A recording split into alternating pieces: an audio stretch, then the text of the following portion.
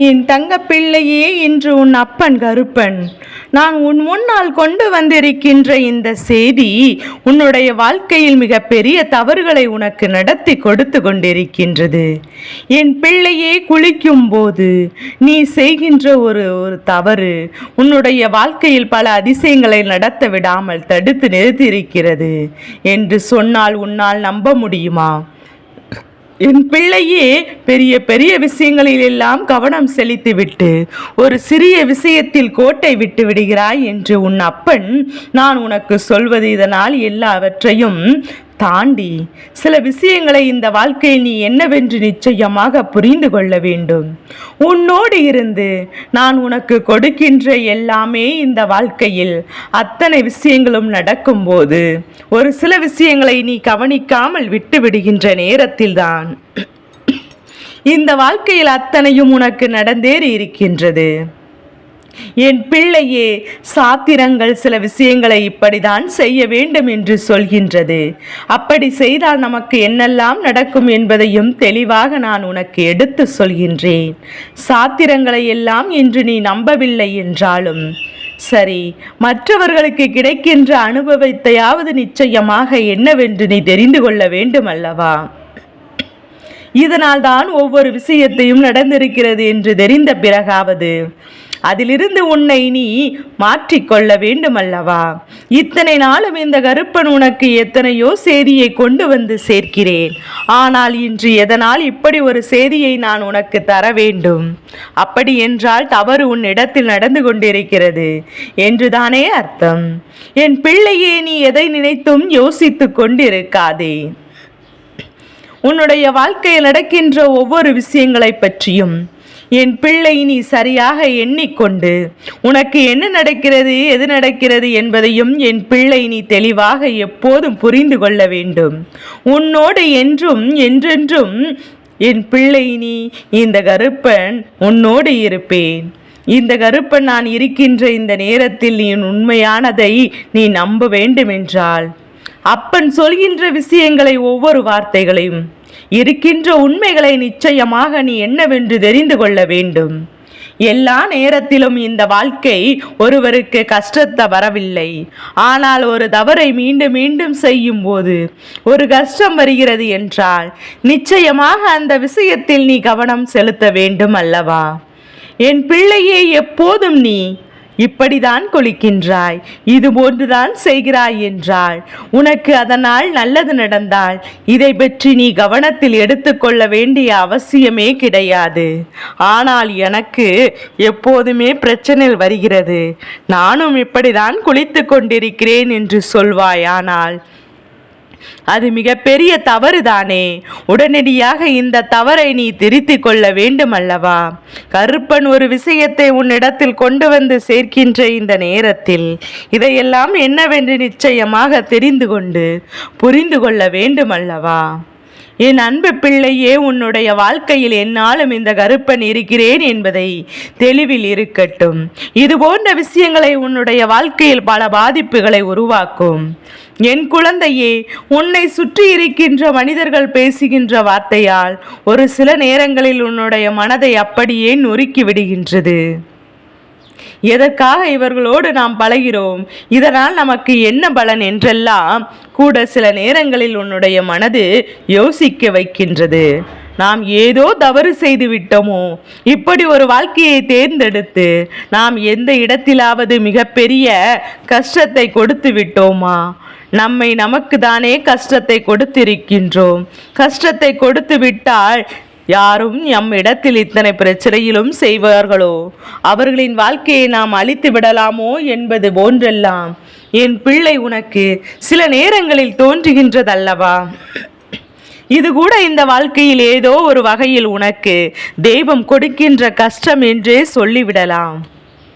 என் குழந்தையே, என்ன நடந்தாலுமே இந்த வாழ்க்கையில் எப்பேற்பட்ட விஷயங்கள் வந்தாலுமே நம்மை நாமே இந்த வாழ்க்கையில் பல கஷ்டங்களுக்கு ஆளாக்கி விடுகின்றோம். அப்படி என்றால் நிச்சயமாக அது என்னவென்று நீ தெரிந்து கொள்ள வேண்டும். இதுபோன்று இந்த வாழ்க்கையில் உனக்கு நடக்கிறது என்று எண்ணும் போது நிச்சயமாக அதை என்னவென்று என் பிள்ளை நீ யோசிக்கத்தான் வேண்டும். உன்னோடு நான் இருக்கின்ற இந்த நேரங்களில் நான் உனக்கு சொல்லக்கூடிய இந்த ஒவ்வொரு விஷயங்களும் உன் வாழ்க்கை உனக்கான எதிர்காலத்தை மறைத்து வைத்திருக்கின்றது என்பதையும் நீ புரிந்து கொள்ள வேண்டும். என் பிள்ளையே, கருப்பன் சொன்னது போல வாழ்க்கையில் எப்போதும் பிரச்சனைகள் மற்றவர்கள்தான் கொடுத்திருக்கிறார்கள் என்று நினைப்பதை விட நாம் என்ன தவறு செய்திருக்கின்றோம், நாம் வாழ்க்கையில் இப்படி இருப்பதற்கு என்பதையும் சற்று யோசிக்க வேண்டுமல்லவா? ஒவ்வொரு சிறு சிறு விஷயங்களும் வாழ்க்கையில் பெரிய பெரிய கஷ்டங்களை கொடுத்துவிடும். ஒவ்வொரு சிறு சிறு தவறுகளும் இந்த வாழ்க்கையில் நீ மீண்டு வர முடியாத அளவிற்கு பல வேதனைகளை உனக்கு கொடுத்துவிடும். இதையெல்லாம் என்னவென்று புரிந்து கொண்டு எப்போதும் என் பிள்ளை நீ சரியாக இருக்க வேண்டும். உன் அப்பன் கருப்பன் உனக்கு சொல்வது போல எல்லாம் என் பிள்ளை இப்போது வேண்டுமானால் உனக்கு வேடிக்கையாக இருக்கலாம். நீ இது கூட கருப்பன் நமக்கு சொல்கின்றாரே என்று யோசிக்கலாம். ஆனால் இப்படியெல்லாம் செய்தால்தான் என் குழந்தை எத்தனையோ பேர் படுகின்ற கஷ்டங்களை கண்டு அதன் பிறகுதான் கருப்பன் உனக்கு இதனை எடுத்து சொல்ல வந்திருக்கிறேன் என்பதையும் நீ புரிந்து கொள்ள வேண்டும். வேண்டுமென்றே நான் இருக்கின்ற இந்த இடத்தில் இந்த வாழ்க்கை உனக்கு என்ன கொடுத்திருக்கிறது என்பதையும் நீ சரியாக புரிந்து கொள்ள வேண்டிய நேரம் உனக்கு வந்துவிட்டது. உன்னை சுற்றி சுற்றி என்ன நடக்கிறது, இந்த வாழ்க்கை உனக்கு என்ன கொடுத்திருக்கிறது என்று யோசித்து யோசித்து வருத்தம் அடைவதை நிறுத்திவிட்டு நாம் செய்கின்ற சிறு சிறு விஷயங்களை நாம் மாற்றிக்கொண்டாலே போதும். இந்த வாழ்க்கை இதைவிட சிறப்பான பல அற்புதங்களை நடத்தி கொண்டிருக்கும். என் பிள்ளையே, பொதுவாகவே குளியலறையில் எப்போதும் கல்லுப்பினை நிச்சயமாக வைக்க வேண்டும். பல தகவல்கள் உன்னை வந்து சேர்ந்திருக்கும். எதற்காக இந்த கல்லுப்பினை அந்த குளியலறையில் வைக்கிறாய் என்றால், குளிக்கும் போது உடலிலிருந்து வெளிவருகின்ற தீய விஷயங்கள் மீண்டும் உன்னுடைய உடலுக்குள் நுழைந்துவிடக் கூடாதல்லவா? அதாவது உனக்குள் இருக்கின்ற வெளியேறுகின்ற எதிர்மறை ஆற்றல்கள் மீண்டும் உனக்குள் வந்துவிடக்கூடாது என்பதற்காகவும் அது வெளியேறும் போது இந்த கல்லுப்பானது எதிர்மறையான விஷயங்களை சற்றென்று தனக்கு ஈர்த்து கொண்டு விடும் என்பதையும் நீ இந்த இடத்தில் கல்லுப்பினை வைக்க சொல்லியிருக்கின்றோம். அப்படி இருக்கும்போது என் குழந்தை, நீ பொதுவாக நீ கிழக்கு திசையை நோக்கியும் வடக்கு திசை நோக்கியும் நின்றுதான் குளிக்க வேண்டும். வேறு எந்த திசையில் நின்று குளித்தாலும் உடலில் நோய்கள் நிச்சயமாக தாக்கும். குறிப்பாக மேற்கு திசையை நோக்கி குளிக்கவே கூடாது. இப்போது ஒரு இறப்பு வீடு என்று நீ சென்று விட்டு வருகிறாய் என்றால் அப்போது வேண்டுமானால் நீ தெற்கு திசையை நோக்கி நின்று குளிக்கலாம். மற்ற எல்லா நேரத்திலும் கிழக்கு வடக்கு தான் உத்தமம். அதிலும் குறிப்பாக கிழக்கு திசையை நோக்கி குளிப்பது மிகவும் நல்லது. தெய்வத்திற்கு உகந்த திசை கிழக்கு திசை. இந்த திசையை என் பிள்ளை நீ நோக்கி குளிக்கும் போது உன்னுடைய உடலில் பல தெய்வீக மாற்றங்கள் கிடைக்கும் என்பதையும் நீ புரிந்து கொள்ள வேண்டும். என் பிள்ளையே, அதுபோல எப்போதும் குளிக்கும் போது நீ முதலில் தலையில் நீரை ஊற்றக்கூடாது. கீழிருந்து மேலாக தான் நீரை ஊற்ற வேண்டும். முதலில் காலில் இருந்து அதன் பிறகு நீ மேலே ஊற்றி செல்லும் போது உன்னுடைய உற்சனம் உடலில் இருக்கின்ற அத்தனை உற்சனங்களும் அப்படியே உன் தலைக்கு சென்று சற்றென்று வெளியேறிவிடும். அவ்வளவுதான். இதனால் உன் உடலுக்கு நிச்சயமாக சூடு தணிந்துவிடும். தேவையில்லாத நோய்கள் உன்னை தாக்காமல் உனக்கு நல்லது ஏற்படும் என்பதையும் என் குழந்தை நீ புரிந்து கொள்ள வேண்டும். என் பிள்ளையே, இது போன்று எப்போதும் சில நேரங்களில் என் பிள்ளை உனக்கு தெளிவில் இருக்கட்டும்.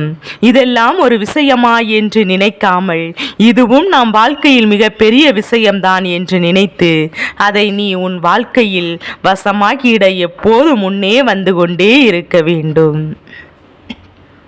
எல்லாவற்றிற்கும் இந்த வாழ்க்கையில் ஒரு சில மாற்றங்கள் நிச்சயமாக நல்லபடியாக கொண்டு வந்து கொடுக்கும். உன்னோடு நான் இருக்கின்ற இந்த தருணமும் இந்த வாழ்க்கையில் உனக்கு நடக்கவிருக்கின்ற அத்தனை விஷயங்களும் என்றும் என்னவென்றும் உனக்கான நம்பிக்கையை முழுமையாக உன் கைகளில் கொண்டு வந்து கொடுக்கின்றது என்பதை நீ புரிந்து கொள்ள வேண்டும். என் பிள்ளையே, இந்த கருப்பன் உனக்கு சொல்கின்ற இந்த விஷயங்கள் அத்தனையும் நிச்சயமாக இனியும் நீ நினைவில் வைத்து கொண்டு இதுபோன்று செய். ஒருபோதும் என் பிள்ளை தவறுகளை செய்து கொண்டு அதன் பிறகு எனக்கு உடல்நிலை சரியில்லை என்று, எனக்கு உடல் எல்லாம் ஒரே சூடு கருப்பா, என் நோயை தீர்த்து கொடு என்று சொல்லாதே. இதுபோன்று செய்தாலே பாதி நோய்கள் உடலில் வந்து விடாதபடிக்கு உனக்கு நல்லது நடக்கும். அதுபோலதான் நீ கொண்டு வந்து குளிக்கின்ற திசையும் மிகவும் முக்கியம். ஆயிரம் பிரச்சனைகள் வருகிறதே என்று சொல்கின்ற நீ ஒரு முறை இப்போது யோசித்து பார், நாம் எந்த திசையை நோக்கி குளித்து கொண்டிருக்கிறோம் என்று. என் பிள்ளையே, இது போன்ற விஷயங்களுக்காக நிச்சயமாக உன் வாழ்க்கையில் கஷ்டம் வருகிறது என்பது உண்மை என்று, இது 100க்கு 100 உண்மை என்பதையும் அறிந்து கொண்ட பிறகுதான் கருப்பன் உனக்கு சொல்லிக் கொண்டிருக்கிறேன். என் பிள்ளையே, நான் இருந்து இன்று உனக்கு சொன்ன இந்த விஷயத்தை நீ எப்போதும் உன்னுடைய மனதிற்குள் தேக்கி வைத்து கொண்டே இருக்கலாம். அதை அமுல்படுத்து. அதுபோல உனக்கு தெரிந்தவர்களுக்கும் உன்னுடைய வாழ்க்கையில் இருப்பவர்களுக்கும் எல்லோருக்கும் இது போன்ற விஷயங்களை நீ என்னவென்று சொல்லிக் கொடுத்து அதற்கு ஏற்றார் போல உன்னுடைய வாழ்க்கையில் பல மாற்றங்களை நீ கொண்டு வந்து விட்டால் போதும். அதுவே போதும். எல்லாவற்றையும் தாண்டி உனக்கு நான் என்ன கொடுக்கிறேன், எது கொடுக்கிறேன் என்பதும் என்னாலும் உனக்கு நினைவில் இருக்கட்டும். இந்த கருப்பன் உனக்கு ஒரு விஷயத்தை சொல்லும் போது அந்த விஷயங்கள் எல்லாம் நிச்சயமாக என் பிள்ளை நீ தெளிவாக ஏற்றுக்கொள்வாய் என்பதுதான் இந்த அப்பனுக்கு தெரியும். இல்லை என்றால் நேரம் போதாமல் தான் நான் இருந்து கொண்டிருப்பேனே. என் பிள்ளை இப்படியான ஒரு கஷ்டம் வருகிறது என்று தெரிந்துவிட்ட பிறகு அதனை நான் உடனடியாக சொல்லிவிட வேண்டும் அல்லவா? இதை நீ தவிர்த்து முடியாது. அப்பன் எனக்கு அது இல்லை இது இல்லை என்று இல்லத்தில் வசதி இல்லை, அதனால்தான் இப்படி நின்று குளிக்கவில்லை. என்னவென்றால் உன்னால் ஒருபோதும் எந்த ஒரு காரியத்தையும் சொல்லி இதிலிருந்து தப்பிக்க முடியாது. எந்த திசையில் என்ன இருந்தாலும் நீ கிழக்கு முகமாக நின்று குளிக்கலாம். அதில் உனக்கு எந்த ஒரு மாற்று கருத்தும் கிடையாது. எந்த ஒரு மறுப்பும் உன்னால் சொல்லிவிட முடியாது. என் பிள்ளையே, வாழ்க்கையில் செய்வினைகள் ஒருபுறம், பில்லி சூனியம் ஏவல்கள் என்று ஒருபுறம் என்று உன்னை பல விஷயங்கள் இந்த வாழ்க்கையில் ஆட்டி படைத்து கொண்டிருக்கும் போது எந்த விஷயங்களும் இருந்து நீ மீண்டு வர முடியும் என்று யோசிக்கும் போது இது போன்ற ஒரு சிறு சிறு விஷயங்களும் உன்னுடைய வாழ்க்கையில் கஷ்டங்கள் வரக்கூடாது. இதையெல்லாம் நீயாகவே இனிமேல் சரி செய்து கொள்ள வேண்டும். தெய்வீகம் வாழ்க்கையில் எப்போதும் எந்த அளவிற்கு உனக்கு மிகப்பெரிய பங்கு வகிக்கின்றதோ அதுபோல தெய்வீக சக்தியினுடைய வார்த்தைகளும் உனக்கு மிகப்பெரிய பங்கு மாற்ற வேண்டும். உன்னுடைய வாழ்க்கையில் எது நடக்கிறது எது நடக்கிறது என்பதை நன்றாக உணர்ந்தவன் இந்த கருப்பன் என்று நீ நம்புவது உண்மை என்றால் அப்பன் சொன்ன வார்த்தைகளையும் நீ செவி கொடுத்து கேட்க வேண்டும். என் பிள்ளையே, இது நாள் வரையிலும் நீ சரியாக தான் நடந்திருக்கின்றாய். என் தங்க பிள்ளையே, வாழ்க்கையில் எந்த ஒரு தவறுகளையும் யாருக்கும் செய்தது கிடையாது.